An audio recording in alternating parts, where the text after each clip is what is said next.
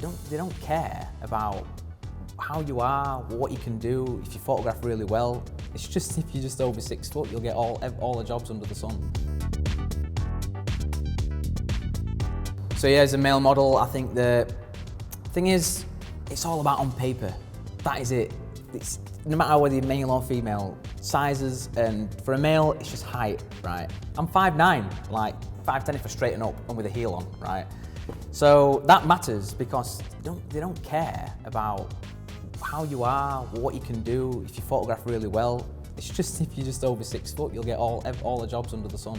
That is like literally the biggest problem that I find personally is, and I think in my opinion, and what other people have said, and we have these conversations obviously with other people in the industry.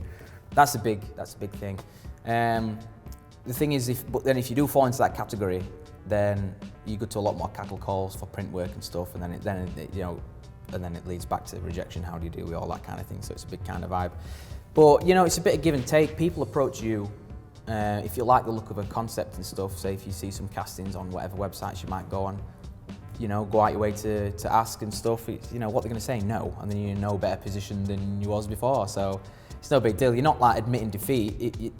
If you're with an agency, they'll obviously send you out for bits. That's fine. They do the footwork for you. And if you want to sit back and let other people do the work, then that's fine. But if you want to do a bit of the work yourself and then further your career, take it into your own hands a bit more, by all means, do it all. If you don't ask, you don't get. So that's it. As a general kind of thing, female fashion's a lot more stronger than males because, like I said, there's a lot more varieties. But then again, with alternative, then you can do that hole opened up to a whole new look of people that really look fantastic in what they're doing in their own skin. So that's great, is that. But yeah, you don't see any guy with a muffin top there on GQ or all like that there. That's not really a thing. So yeah, there's different shapes and sizes of male models anyway. A lot more skinnier kind of guys. That's more like European, London kind of thing, skinnier. But obviously West Coast, no chance, because it's shirt off, sunny every day. You've got to put the effort in. Myself, I don't put any effort in really, but I've kind of got genetics on my side, considering where I'm from as well. It's quite alright. And even when I do put minimal effort in, I reap the rewards.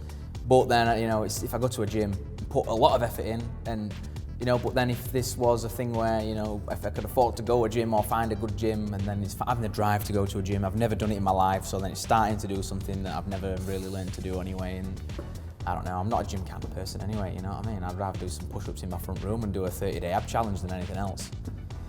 It's all about whether people want you. It's just totally being put on a pedestal. You have to promote yourself. I say actually I'm in self-promotion because the way that we utilise all social medias and stuff like that, we advertise ourselves on certain platforms just in case somebody might get in touch with us, which happens, it's happened more than a few occasions. Facebook or Instagram or Model Mame, or not necessarily Twitter. I don't give a shit about Twitter. But the worst part, let's start with the bad anyway. The worst part is the fact that you obviously, like anything in the industry, you're based on looks on a piece of paper. It's not personality really that comes through. So I think that's the problem, because I've got an amazing personality in my opinion. I'm a bit biased, so I don't know about that. Yeah, it's just based on such a fickle kind of, usually a thumbnail, and that's the worst part. You're based on just a thumbnail.